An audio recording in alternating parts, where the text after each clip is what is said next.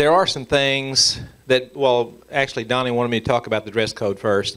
We have several issues, different types of venues at the state convention. We have the general session on the floor. We have the SD caucus meetings.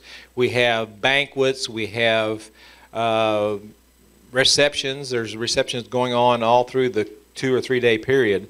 Different people put those on, and the dress code is pretty much casual. If you want to be casual, you can be casual. Now, when you go to the banquet, the RPT banquet, on maybe if you want to do that, and I encourage that because I'm on the RPT, and we want the money. But when you go to the RPT banquet, you might want to dress up a little bit, maybe in a suit or a nice dress or something like that. But you know, that's not really required, but it would be nice if we did that because we want to represent our county well.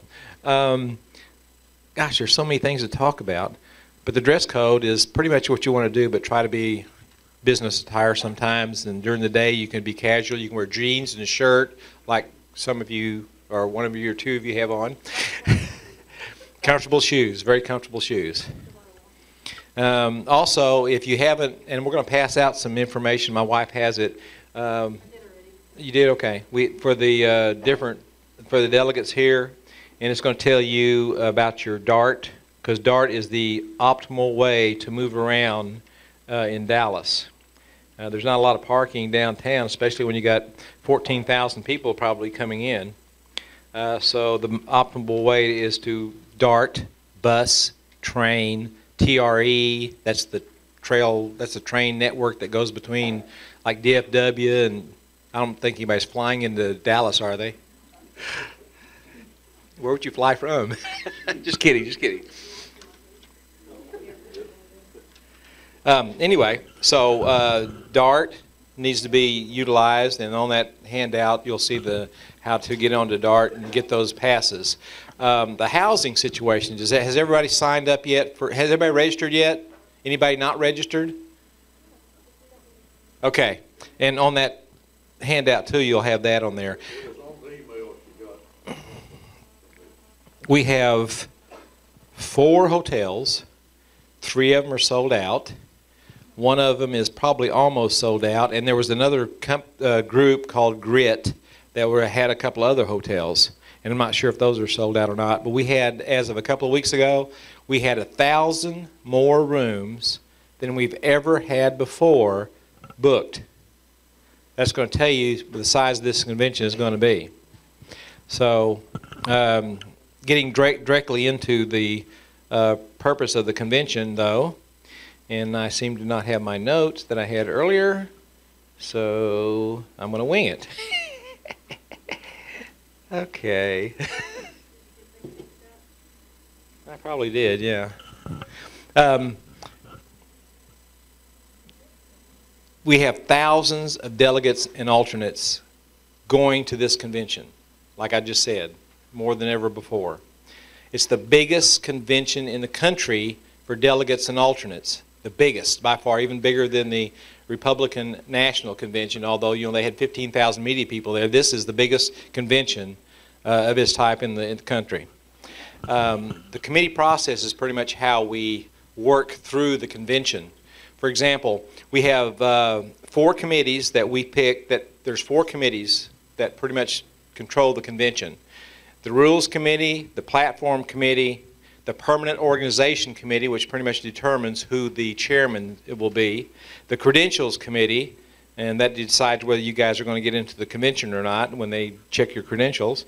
And we pick, SREC, Cindy and myself, pick 1 person for each of those committees. So that committee, the Rules Committee, Platform Committee especially, that's really important ones.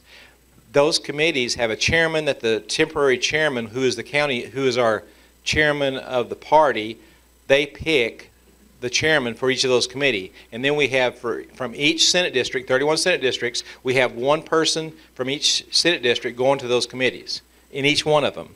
And the ones we picked here were, for Rules, we have, for SD2, we have Bruce Bishop from Dallas. For Platform, we have Benny Collins from Hunt County.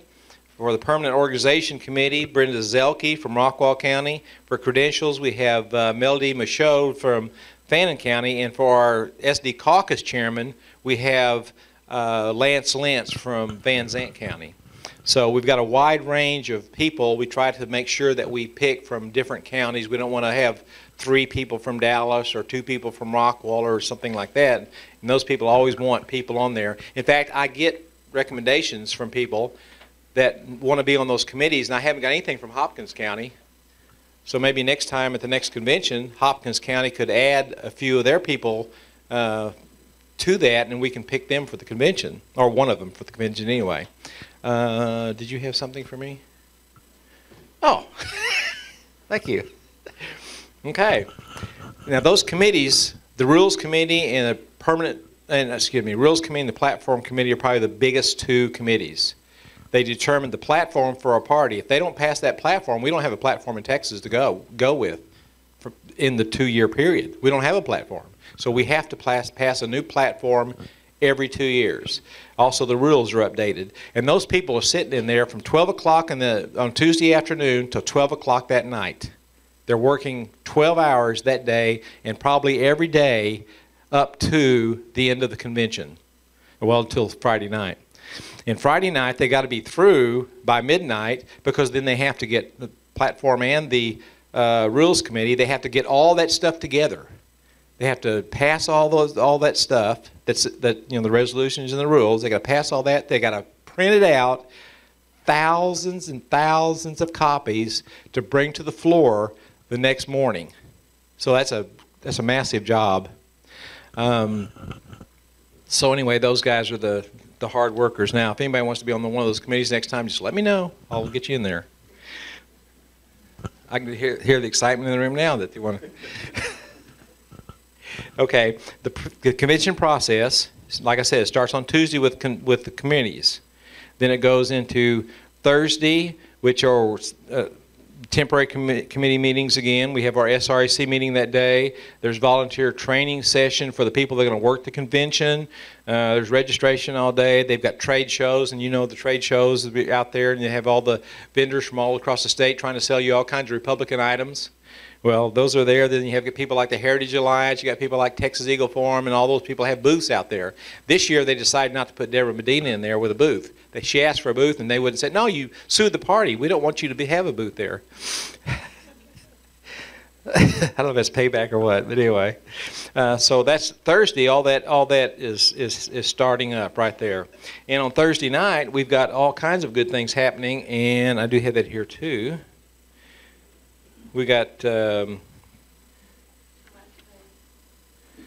Thursday night, we have Life and Liberty dinner and program. The Texas Alliance for Life is putting that on. That's $100. But if you've ever heard Dr. Richard Land speak, you would appreciate that. You'd appreciate going to that. And then Governor Perry and some others are also going to be at that event. That's Thursday night on June 10th, but it costs $100 a piece. Also, the same time is Texas Eagle Forum's Patriotic Banquet, which is at 7 p.m. also, 7 p.m., which is an hour earlier. And that's $75. And those speakers are going to be David Barton and Miss Phyllis Schlafly. But we also have another young man that's going to be there, which some of you know, Don McElroy. Does everybody know Don McElroy? Yeah. He's your SBOE, State Board of Education. He was going to be the chairman, but he got kicked out of that job because he was too Christian. And that's why they got him out of there, because he was too Christian. He wanted to put creationism right beside evolution and teach both. But anyway, so he'll be honored at that banquet. Also, the next night is June 11th, and that's our RPT Banquet. That's a BBQ and Boot Salute. That's the speakers for that, and I guess everybody knows Michelle Bachman. Michelle Bachman, she is going to be the major speaker there, along with Pete Sessions, and then the MC of that's going to be the Texas Solicitor General Ted Cruz. The same night, or actually 9 o'clock that morning. Are you going to this, Donnie? The Texas Republican County Chair Association? Okay. Okay, that's going to be at the Hyatt Regency. And that's going to have confirmed speakers that says on here Rick Perry and David Dewhurst, but they've got every statewide elected official that's going to be speaking before the County Sheriff Association. Greg Abbott, one of my favorites, Todd Staples, Jerry Patterson, Susan Combs, the whole group of them.